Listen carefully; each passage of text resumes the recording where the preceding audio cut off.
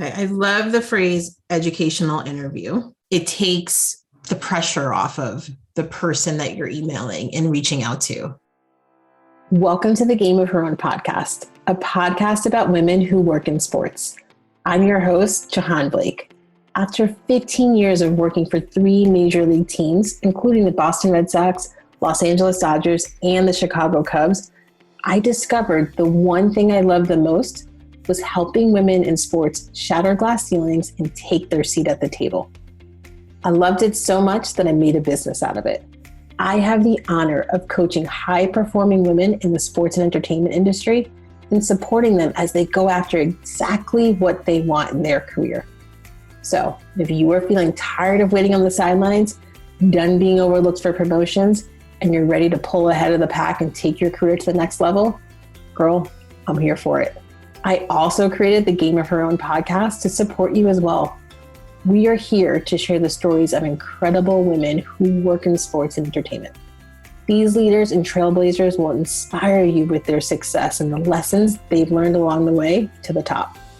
Ladies, there is nothing like women empowering women. I am so honored you're here. I am honored that I get to support clients as they go after getting exactly what they want.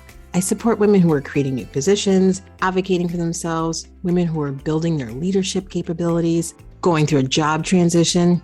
Listen, the list goes on. And it's why I'm so excited for you to hear today's episode. I'm giving you a front row seat to listen into a strategy session I have with one of my clients, Lauren Baca. From a young age, Lauren has naturally been drawn to the impact sports has on the community. So much so that she has always pictured herself in that very role. However, as she interviewed for jobs in the community relations space without any community relations experience, she has found it challenging to articulate how she would approach connecting with the very communities she would hope to serve. Listen into our strategy session and make sure to stick around to the end when I share an update with Lauren's latest job offer. All right, Game of Her Own listeners, let's do this. Lauren, welcome to the Game of Her Own podcast. I'm so excited you're here. I am so excited to be here. Thank you so much for the opportunity. Of course. Now, this is a unique episode, and it's an on-air coaching call, if you will. But before we even get to that part, tell everybody when you first fell in love with sports. I have always been in love with sports themselves. I grew up in a very sports-focused household, but I really fell in love with the business of sports when I got the opportunity to really learn that there's so much more than just the players on the field or the court. I fell in love with the impact that sports have made. Born and raised Chicagoland area, so I just think Chicago specifically, those sports teams have done so much for the outstanding communities that they're based in. That's really what grabbed my attention for wanting to work in sports. Oh, back up. So, okay, you fell in love with sports. It was just like a thing in your family. Is that right? Did you play any sports? I am one of 5 kids. My brother played baseball, but didn't really like it. It wasn't his thing. And all 4 girls danced for over 20 years each. So, okay. All right. So I'm assuming you are Cubs fan or White Sox or Brewers. What is it? Our family's split, but I fell on the Cubs side. So I'm a Chicago Cubs fan. A house divided. So like, How does that work? Who's Cubs, who's White Sox? Break it down for us. It is my mom, one of my sisters, and myself are Chicago Cubs fans. And then my dad, my brother, and my other 2 sisters are White Sox fans. Wow. I can't even imagine like going back before you were born, like your mom and your dad arguing over how you were going to raise your kids. A lot of people argue let's say argue is not the right thing. Debate, have rich discussions around how they're going to raise their children when it comes to religion. I can imagine in your household, those debates were how we were going to raise our children as Cubs fans or White Sox fans. Like I would have given anything to be a fly on the wall. And I feel like your mom won the conversation most of the time. I don't know why. I just get that sense. Oh yeah. A lot of people don't know about the impact that what goes on behind the players, right? Not a lot of people know that when they're growing up and they're starting to learn about sports. And a lot of people don't realize that they can work in sports, right? Until much later in life, sometimes after college. So you were interested in the impact of sports. That's what caught your attention. Tell us a little bit more about that. I just fell in love with everything that they were doing outside of their organization, how they were partnering with local communities, how they were really showcasing groups in the community that needed it, that didn't have another platform. So I really just appreciated every outreach opportunity that teams were taking. And when I really decided to pursue a career in sports, I knew I had to get that background first. So I went and graduated with a degree in public relations and communications to kind of separate myself from the sports marketing group, which is very heavy, and sports business. I wanted to go, how do I impact people, and then get into kind of that area of sports. Talk to us a little bit about, actually, let's dive into the session, because now I'm excited. We have a background. You did the Be Seen and Heard 6-month group coaching program. And so we've had a one-on-one session before that. So I know a lot of your background, but I'm excited to dive in today and help you with this one challenge that you're having. So what are you hoping to get out of our session today? I'm really hoping to get a lot of advice on how to have those more difficult, but I don't know if difficult is the word, for reaching out to communities that I am not a part of, but I want to help. I want to help their voices get heard. If I'm understanding you correctly, you want advice, you want to talk about today in this session is, how do you have conversations that are sensitive with communities that you weren't a part of growing up, or you're not a part of now, right? How do you approach that? Say more about that. Did I get that right, by the way? Yes. Okay. Say more about that. So the question kind of becomes, right, how do you first begin the conversation? Is it, I want to help you guys, I want to learn more? Is it both? Is it ultimately you are doing both? But how do you approach that group in saying, here's what I want to do for you guys, but also get your feedback and how I can help you guys? Because I think it's a bigger conversation than just reaching out and saying, we'd like to partner with you. It's more of, how do we make this relationship so beneficial that it's more of a relationship and not just a sales piece? Okay, that makes sense. And put a little context around it, right? So you were thinking that you were working in sports, but let me not put words in your mouth. So put some context around it for everybody. In Chicago, right, there are a lot of different groups that I've seen in the past. They've partnered with different African-American communities, the American Indian Associations. They've partnered with groups that could really use the platforms to get their voices heard. But again, that I'm not personally connected with, other than friends and family. But how do you amplify their voices? And your interest in the sports and entertainment industry is community relations, community affairs. Is that fair to say? Yes. Okay. So you want to know how to do that sort of work within that. I hate to put people in a box, but within that sort of box. Is that right? Yeah.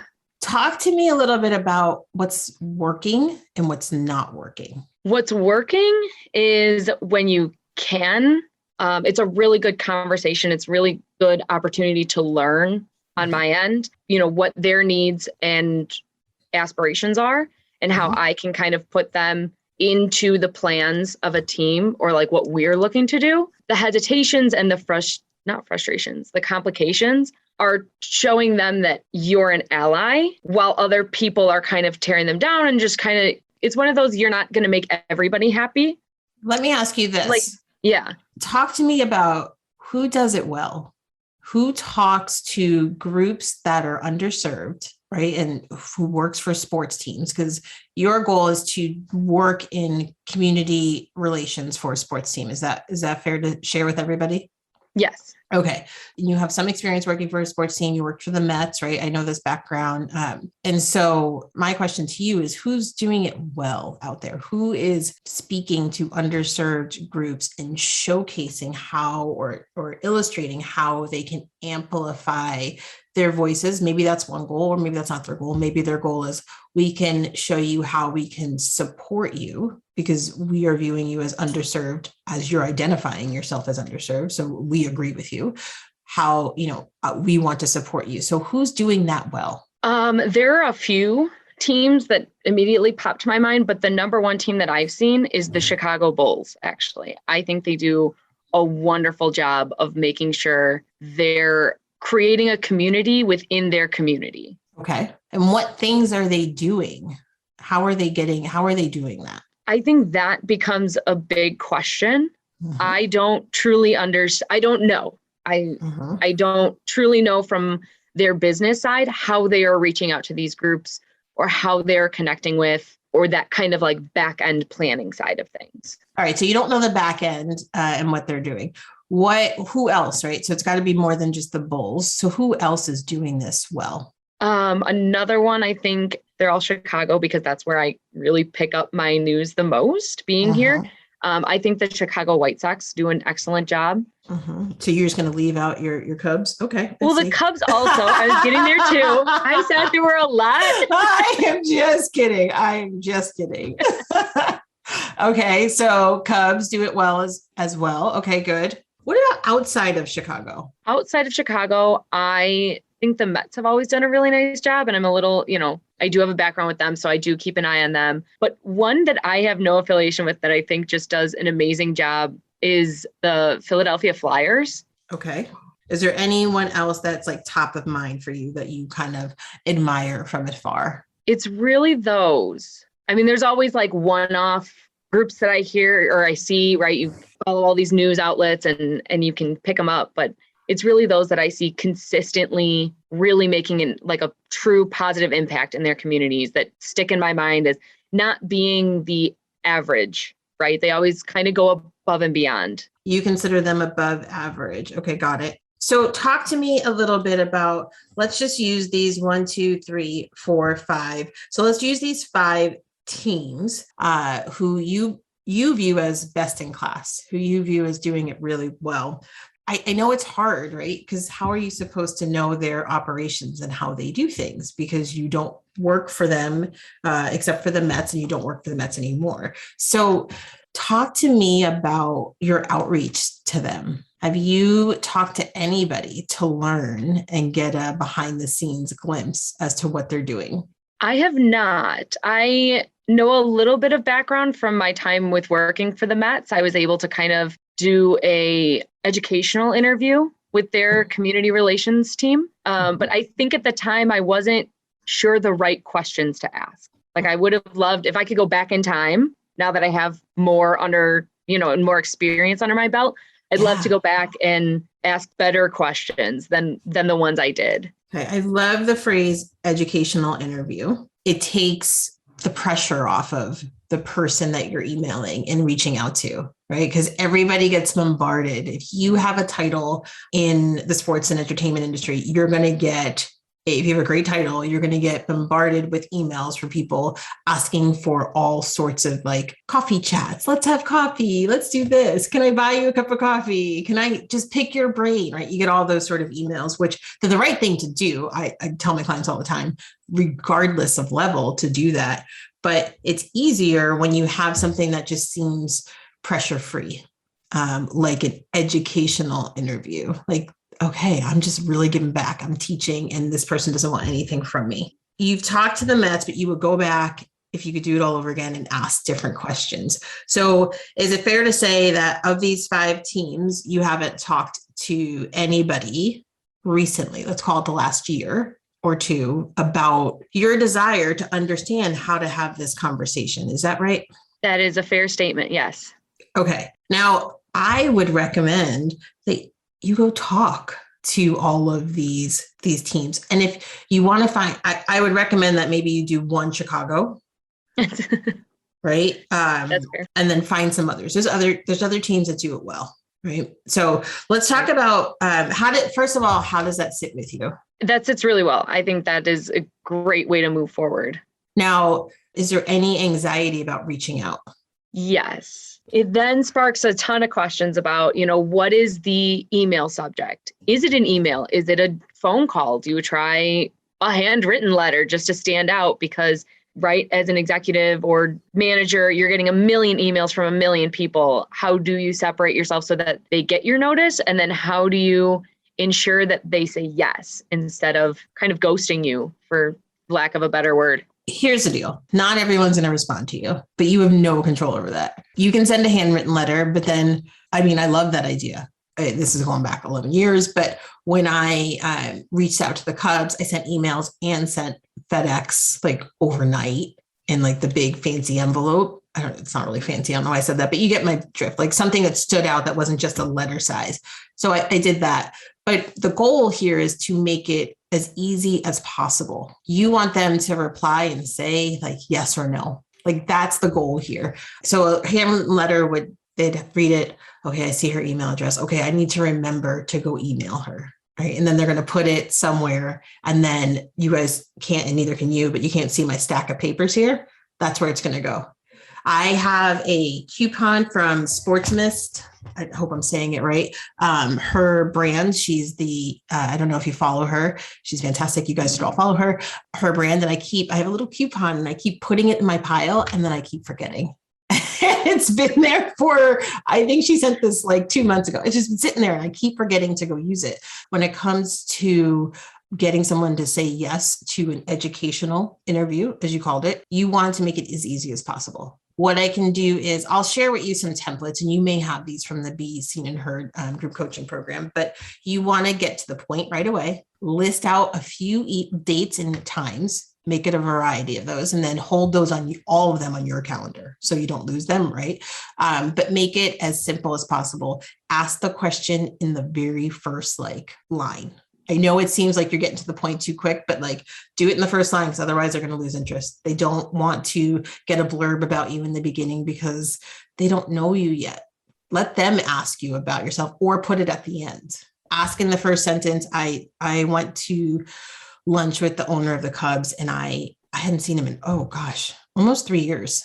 And I was like, Tom's one of my favorite people. I need to reconnect. And I sent an email, but he's the owner of a baseball team. I know how busy he is. Subject said lunch soon.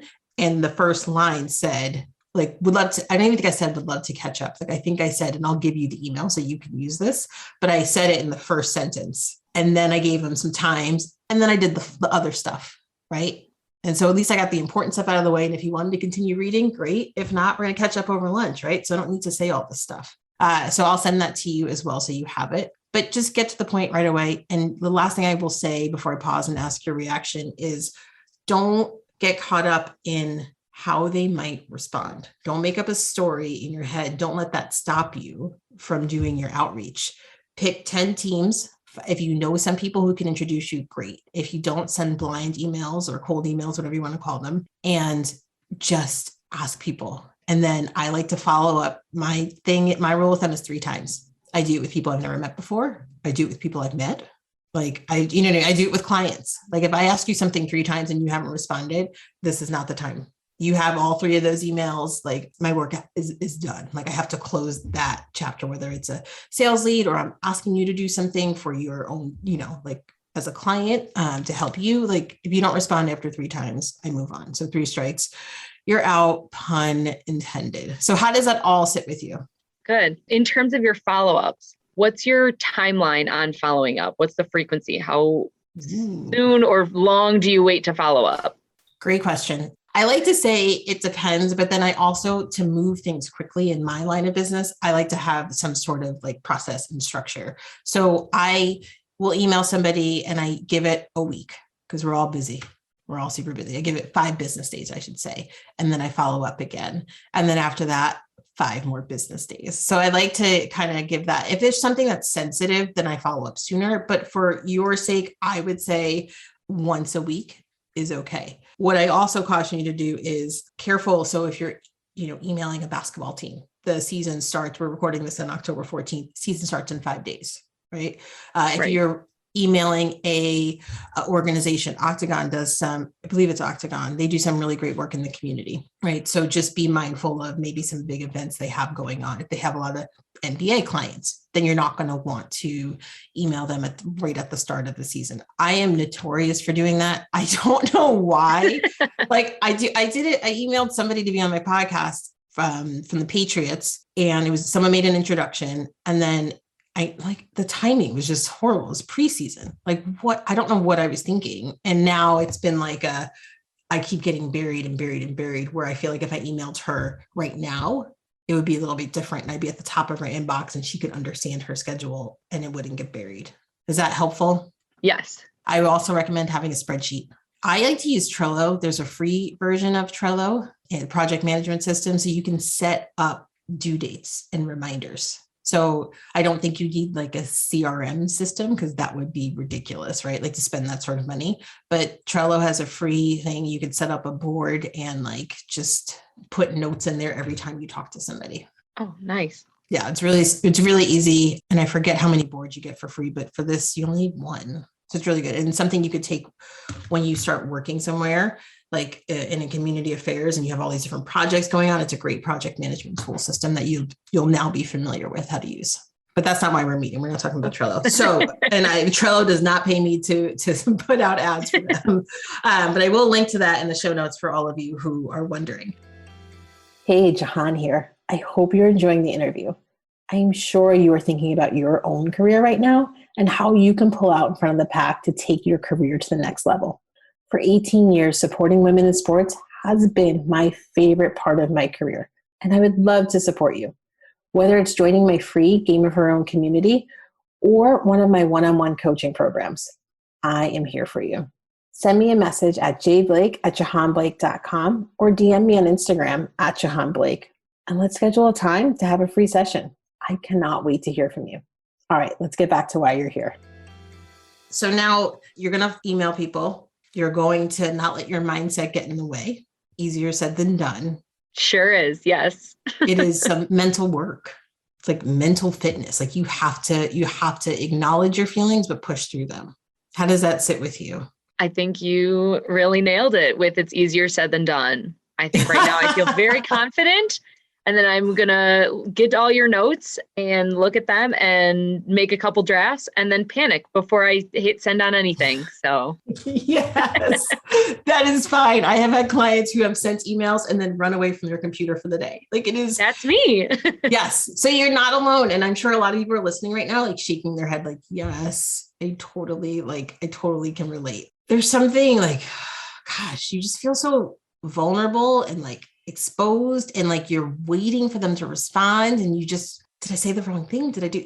You just can't. You have to trust and have confidence in yourself that their lack of response has nothing to do with a word that you might have used incorrectly, or right when you're just asking for something simple as an educational interview, right? You have to just be confident in your ability and send it. And then if you don't hear back, first of all, no response does not mean no. So that's why you should follow up at least 3 times. But sometimes you're busy. People are busy, and that's okay. Don't take that personal.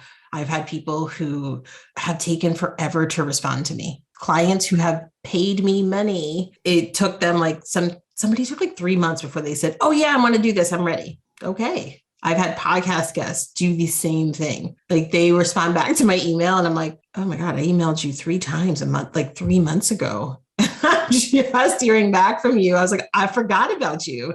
Obviously I don't say that, but it happens. I work very, very hard to not take those things personal. And that started way back early in my career, that I had to shake those feelings and put in the work. I created a new one since we worked together, of the managing your mindset worksheet. So I will give you that. I highly recommend that you use that and acknowledge what you're feeling and go through the process. So I'll link to it in the show notes for everybody, but then I'll also email that to you along with all the templates on sending out emails. And I'll give you the one I sent to the owner of the Cubs. I'll give you all of those so you can just tweak them, customize them for yourself, and then send them off. Perfect. Thank you. Let's talk about what you want to ask, though. I think that's what we need to get into.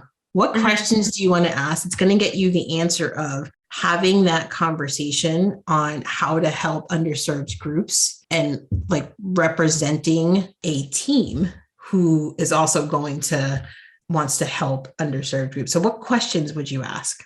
I guess it's the question of where to start. I think a lot of them have been doing it for a very long time. So it's like a second nature to a lot of the people who work in those departments now. But for someone just starting, how do you filter out the groups that you want to work with versus groups, you can't say yes to everybody. So how do you kind of start there? Because I'm sure they get an influx of emails too, in terms of, can you help us? This is what we're trying to do. Can I get this? Can we do this? How do you start pretty basically? How do you decide who you're partnering with and who you're not?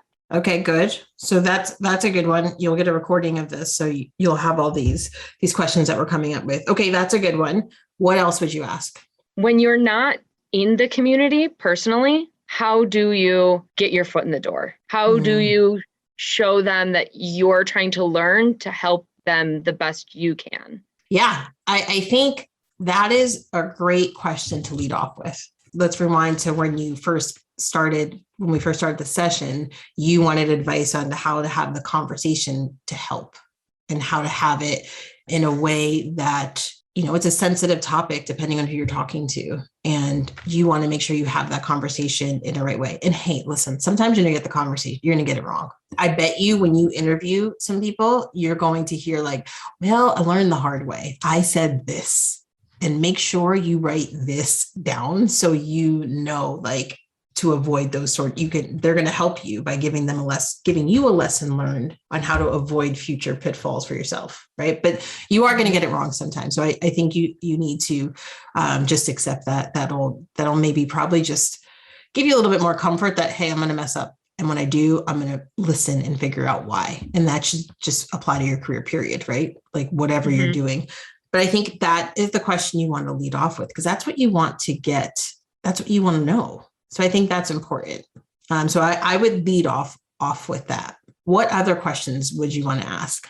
I think those were my two real main questions. I think something that if I can recommend two things here, and maybe you know this, so stop me if you feel like you know this, but what is important when it comes to like community relations, community affairs, and serving the external communities? That is something like, what are the three things that are most important? And if you don't know those answers, then it's hard for you to have conversations with others and interview them to pick their brain, because then you don't know what to necessarily ask or have conversations about. Is that fair to say? Yeah, that's beautifully worded.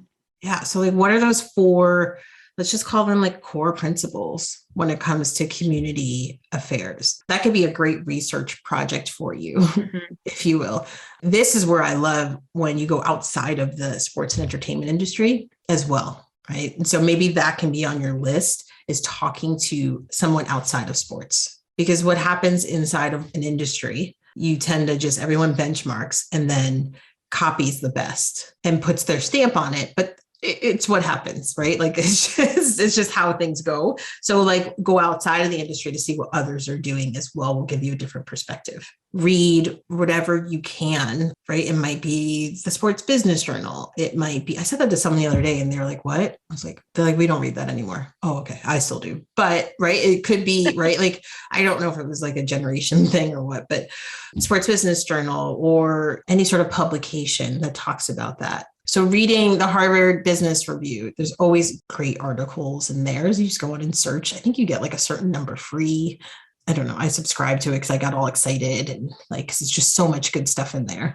And I was actually thinking today that I need to revisit it again. So just try and understand what those core principles are when it comes to the work that you want to do in the community relations space. And then I think the other thing I would recommend to you is truly being authentic in an answer that says why this is important to you.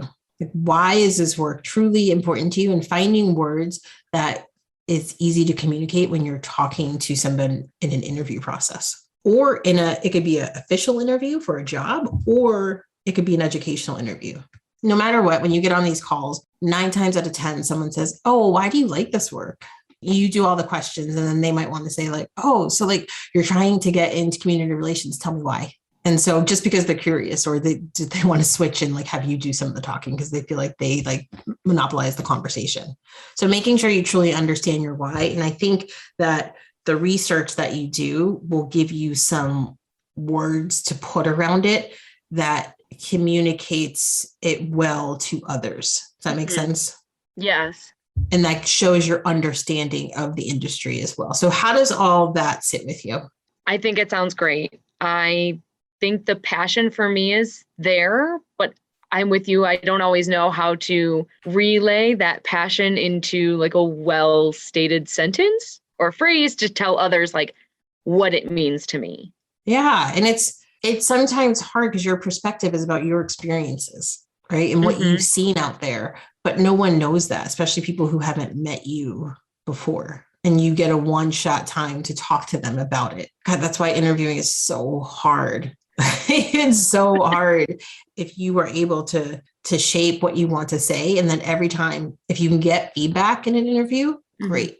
And if you find it like it's something that's missing, they give you feedback and you're like, oh, I should add that. That's a universal thing. Or the feedback they gave me was specific to that organization and that doesn't apply to everyone. So I'll leave that feedback, but appreciate hearing it. But if it's something you can apply universally, I would, obviously take that and run with it. But I think some work around your messaging is really going to help you. And it's not easy.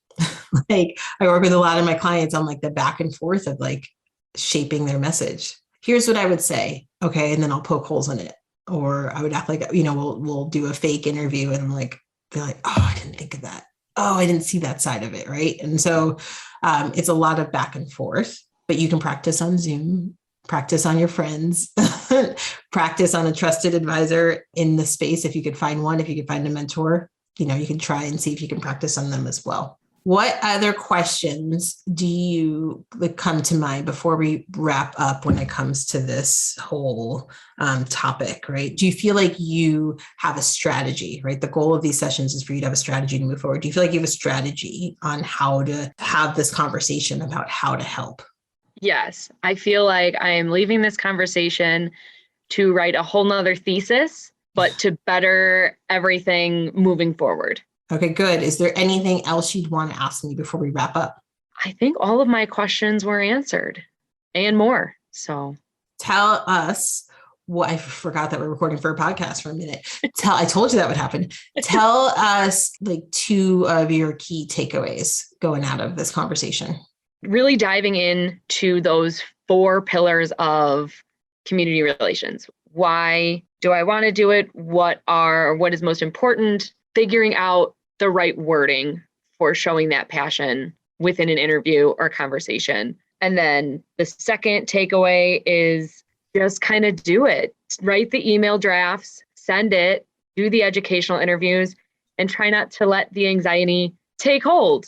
Take a nice deep breath, press send, and then run away from the computer for a little bit and go maybe have a snack, go a little treat myself because I did it, and then come back and follow up and then move forward. But you can't move forward without doing it in the first place. Yes. Yeah. I love the treat yourself. It's a win, right? So this is something you're having a block with, a challenge with when it comes to just putting yourself out there and sending the emails and just asking people for their time. It's hard to do. So yes, when you do it, you should treat yourself. Let's take it a step further. Do you want to set a goal? Yes, I'd love to set a goal. Okay, so today is October 14th.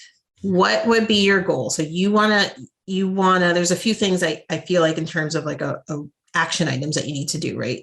Establish who is above average or who does it right, who does it well in the community relations space, and identifying a certain number of organizations. I don't want to pinhole you to just teams. So that would be step 1. Then step 2 would be figuring out who you're going to email.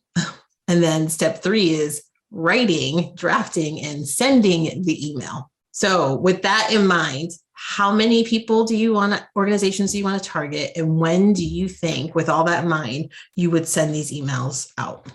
I think I want to reach out to more. I'd like to maybe do 10 teams and 10 people to reach out to in hopes that at least half, maybe a third will come back with yeses. Okay, good. So 10 teams, 10 organizations. Is that right? Yes. Okay, good. I was thinking 10 and I didn't want to lead you. So you doubled it. You said 20. So I think that's good. Okay. What's the timeline on that? I think 2 weeks. Okay. So we are talking so you're saying on October 28th, you would have sent 20 emails. Is that correct? Yes. Okay. Will you let me know? Just send me an email. I want to know if you meet your goal. I will. Yes. Okay, good. All right. And so by 10/28, so that's your goal. I think that's good. And so what I'll also give you is I have a daily planner, what I call, which I totally stole from my business coach, who I love. It's called a 6-week sprint.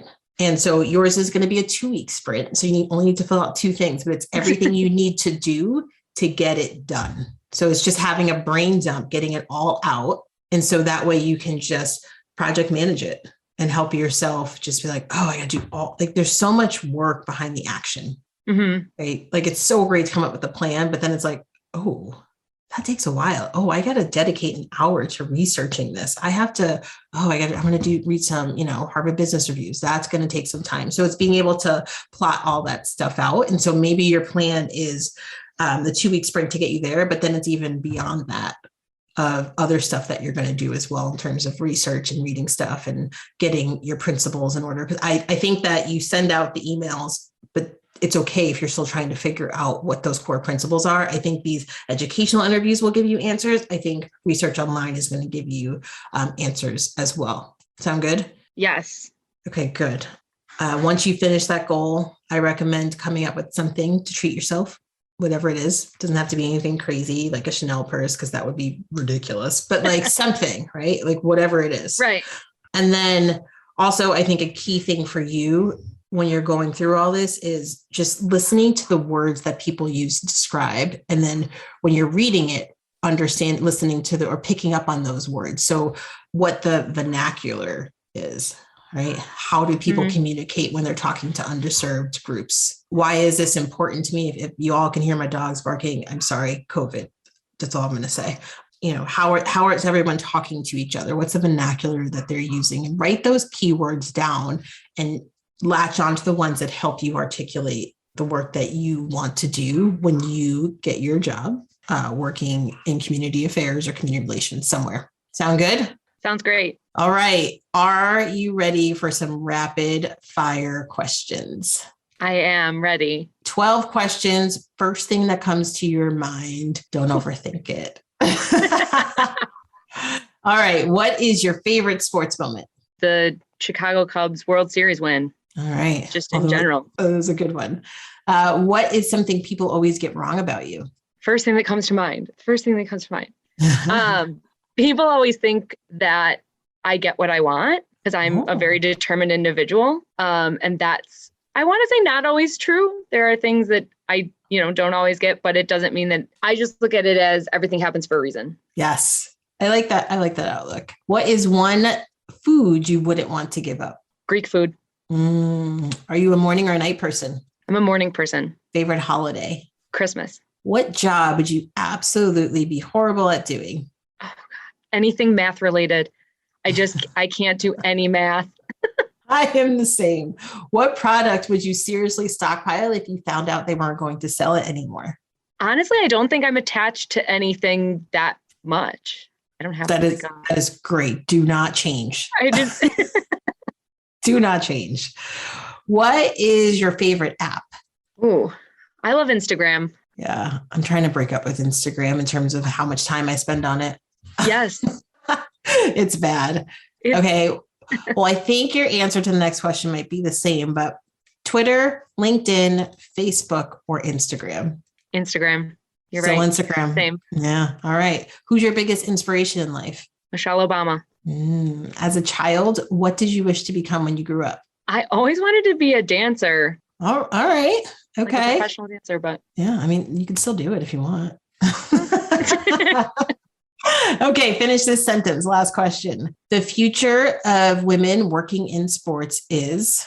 Amazing. I'm so excited to see where everyone goes in life in the sports industry. Yes, I love it too. That's why I do this podcast. All right. If anyone wanted to get in touch with you, Lauren, just to connect, how could they connect with you? LinkedIn or email would be best. Good. I will link to both of those in the show notes so people have them and they can just click on them and connect with you. Thank you, Lauren, so much for sharing what your challenges are right now and being on the air during a coaching strategy session. Thank you so much for having me. And thank you so much for everything you've done in the last year and a half for mentoring me and showing me all sorts of things to further my future career. So what did you think of this episode? Do you want to hear more on-air coaching episodes? If you're shaking your head yes, make sure to connect with me on LinkedIn or Instagram and send me a message. I love hearing from you. As for Lauren, I have an update. After she got to work with the strategy we put in place, she started to realize that while she loved community relations, perhaps it wasn't the right fit for her. She took the time to get quiet and listen to the voice in the back of her head. She admires the hospitality and fan experience side, which aligns more with her background. Well, after she pivoted, I'm excited to share that Lauren has found and accepted a job offer with the Joliet Slammers as their marketing and corporate services manager. Join me in wishing Lauren a huge congrats. Lauren, we are all rooting for you and we cannot wait to see what great things you do next. All right, Game of Her Own listeners, until next week.